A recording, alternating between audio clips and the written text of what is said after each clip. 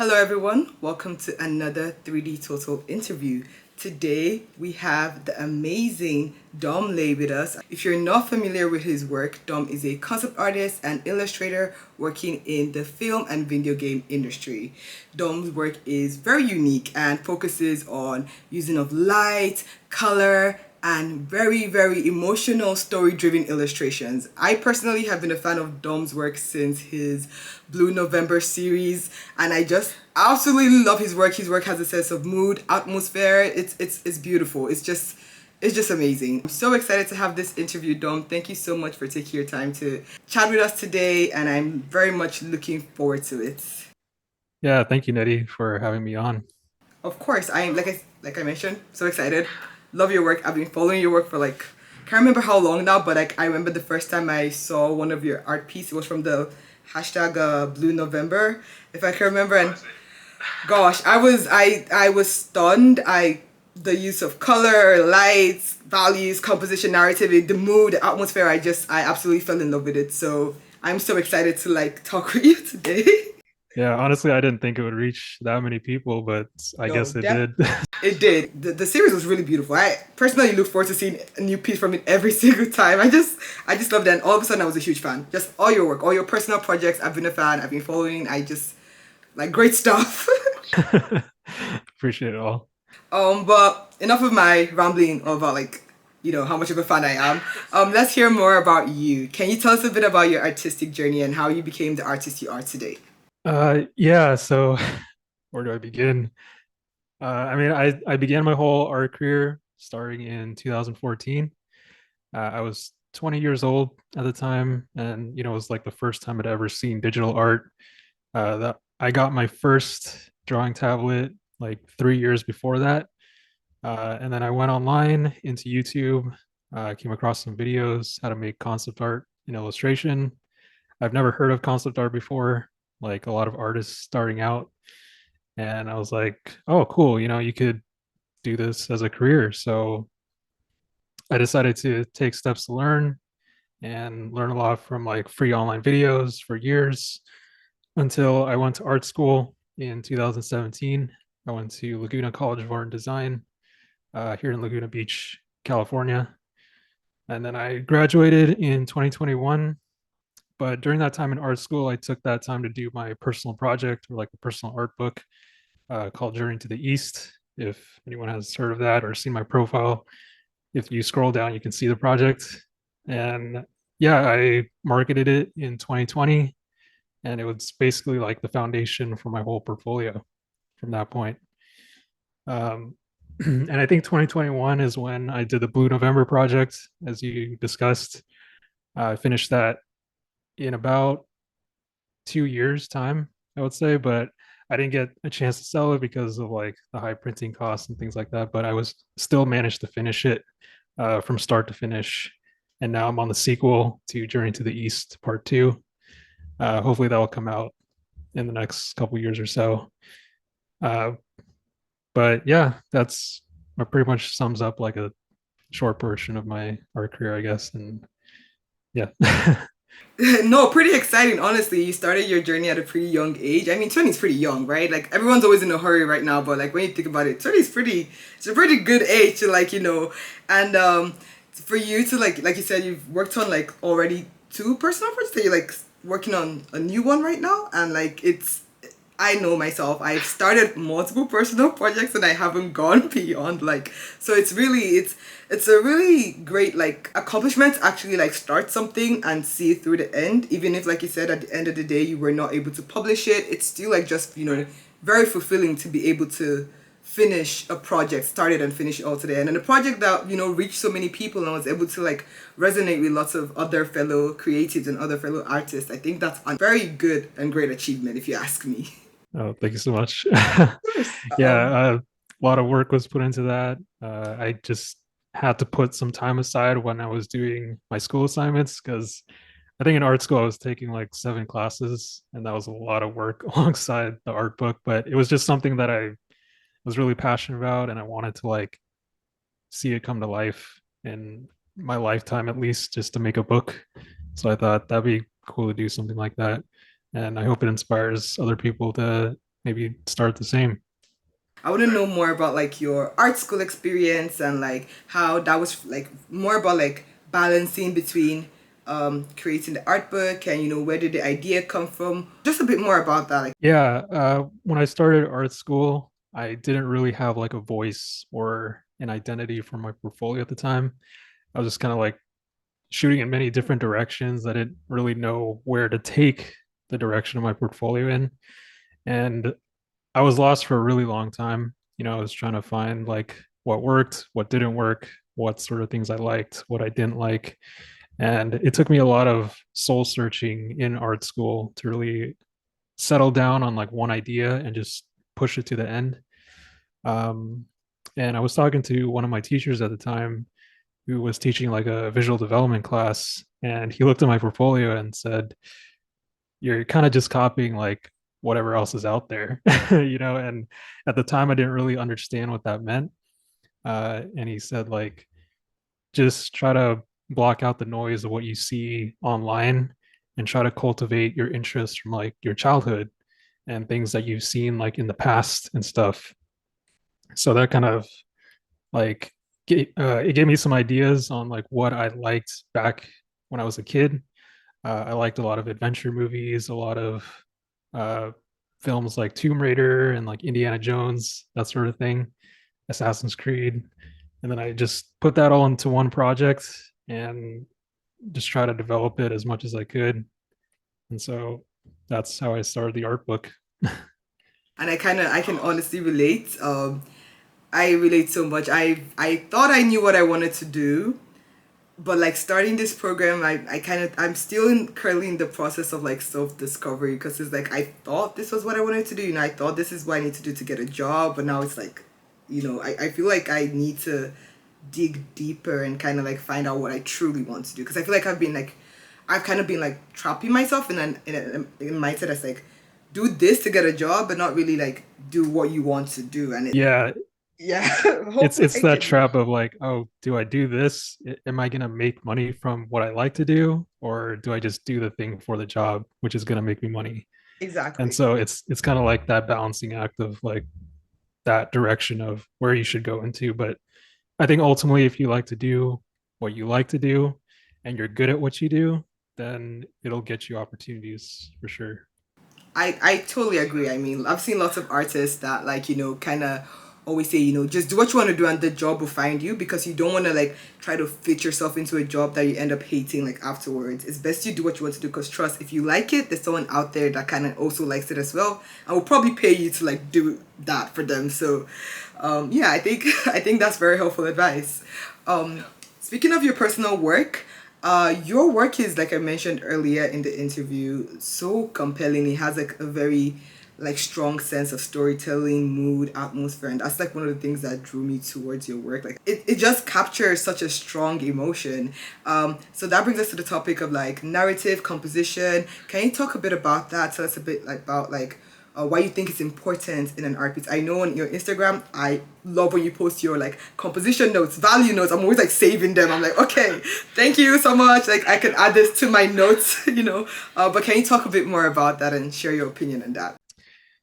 Yeah, I think composition narrative are important when it comes to image making because I feel it's essential to when you deliver your message to your audience that you want them to hear and see. Because I think a lot of times we can kind of get obsessed over making something look really, really cool, but then it loses that story aspect of things, and it's kind of hard to keep the viewer engaged. And it's why movies like The Dark Knight and games like The Last of Us are so popular because they have like that really strong story that their viewers keep coming back to over and over again. So I think that's one of the main important things that artists should keep in mind is to develop the story first before you create the image. Know exactly what you want the idea to be. It's kind of like writing an essay for school.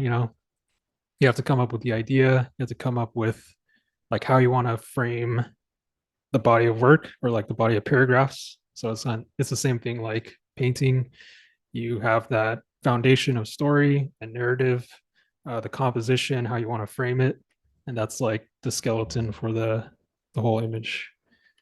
So we want to also make the viewer ask questions as well, like what is the backstory of this character or the environment, and can we develop this into like a series or something like that? Can we develop it further?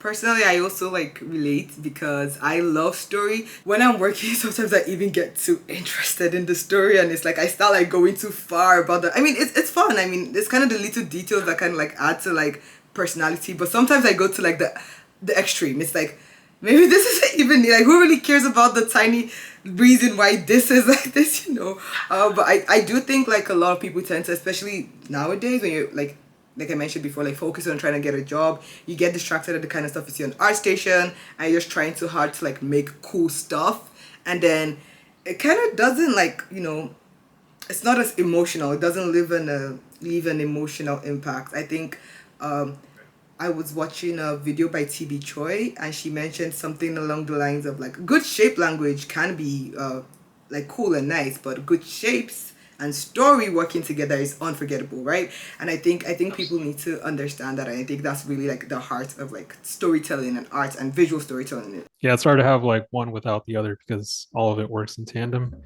But yeah, storytelling is definitely one of those foundational skills that I think everyone should develop first before like design and stuff. Because once you have like that intuition of storytelling sense and you're able to tell your ideas cohesively, because, for example, if you try to pitch an idea to like a director or something and you can't formulate your ideas, they're gonna be like, okay, well, why are you here for? So being able to pitch and try to say what you want to say is really important.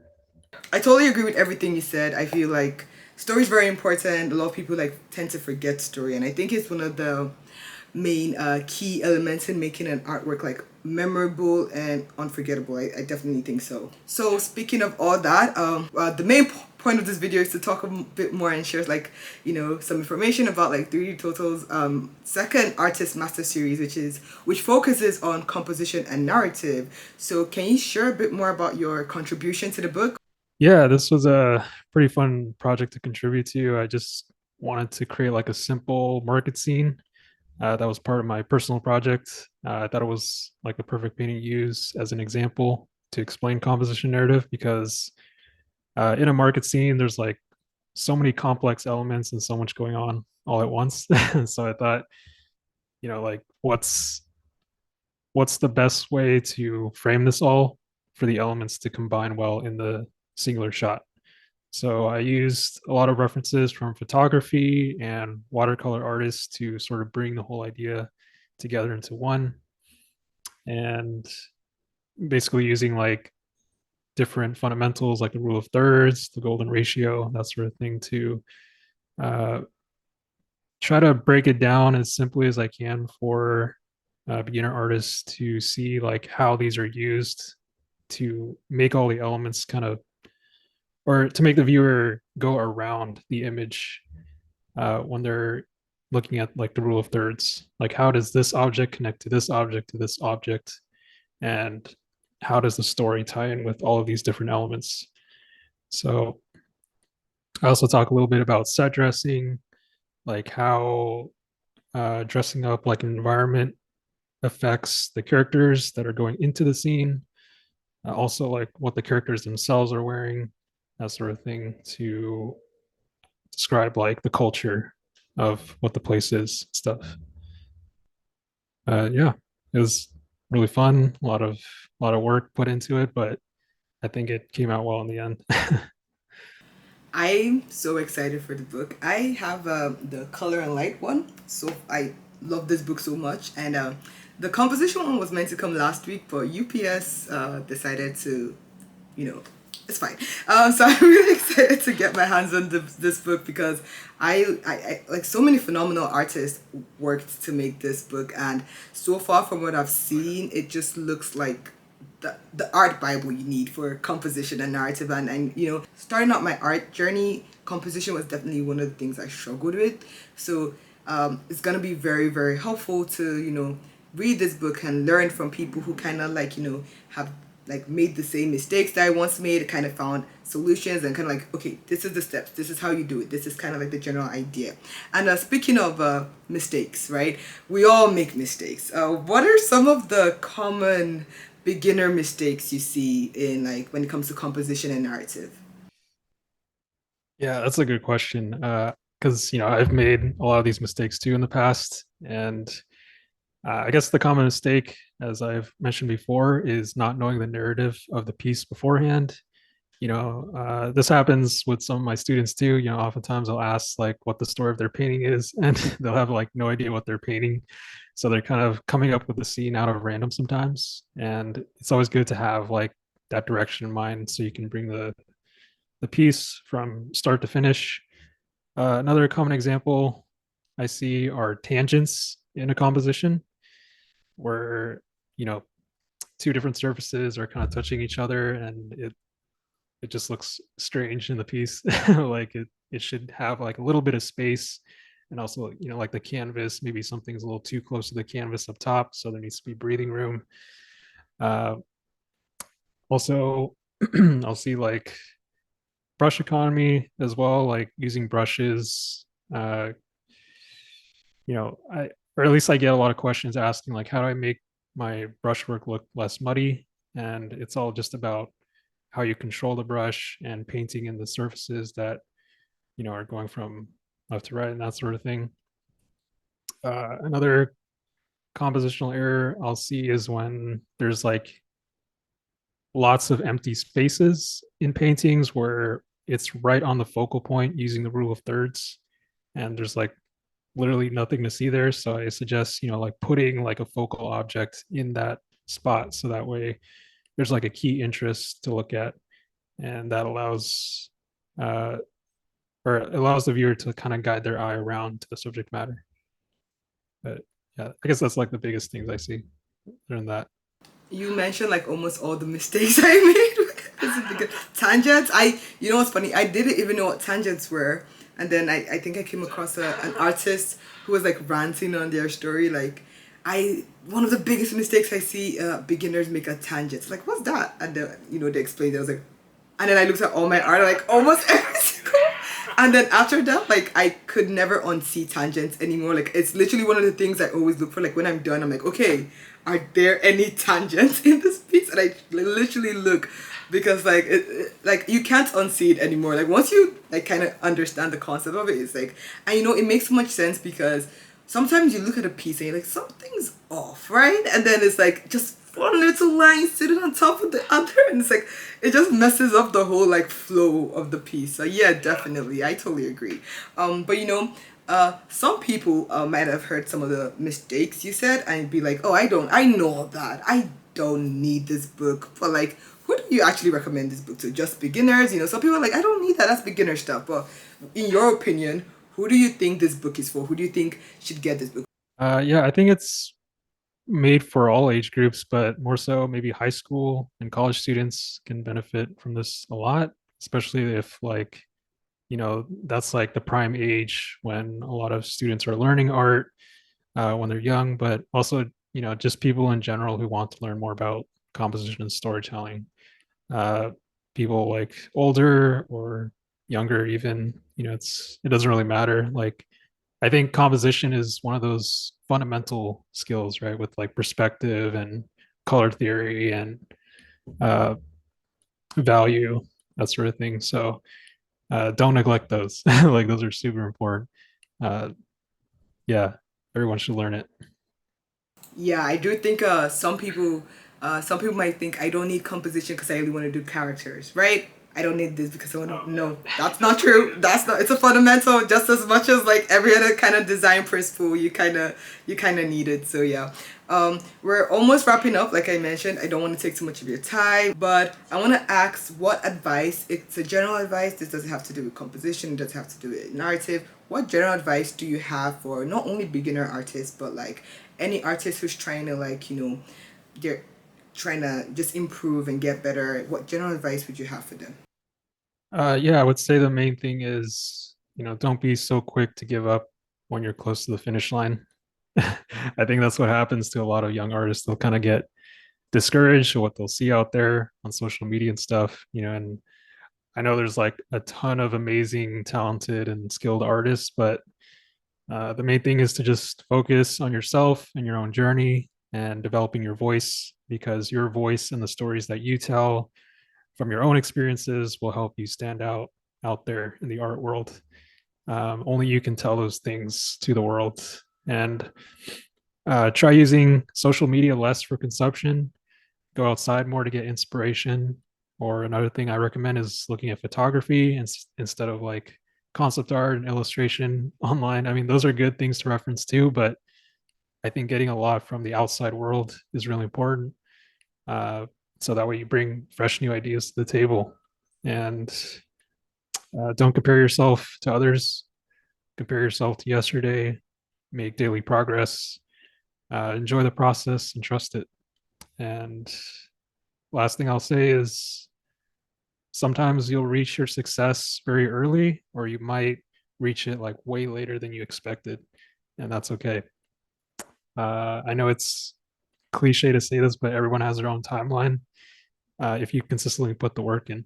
So, yeah, I didn't get most of my opportunities till these past 2 years recently, but all those years I put in beforehand definitely paid off. So, you kind of have to be patient about all of this. Definitely. Thank you so much. Like I'm looking forward to the book like I mentioned. I love your work. Looking forward to see more from you, personal projects, and hopefully maybe, even more like art books and like more story driven stuff. Like I said, I'm a huge fan. For So sure. I'm Thank you so so much, Eddie. of course, thank you so much. And I will be looking forward to more stuff from you. Okay, thank you. Thank you so much.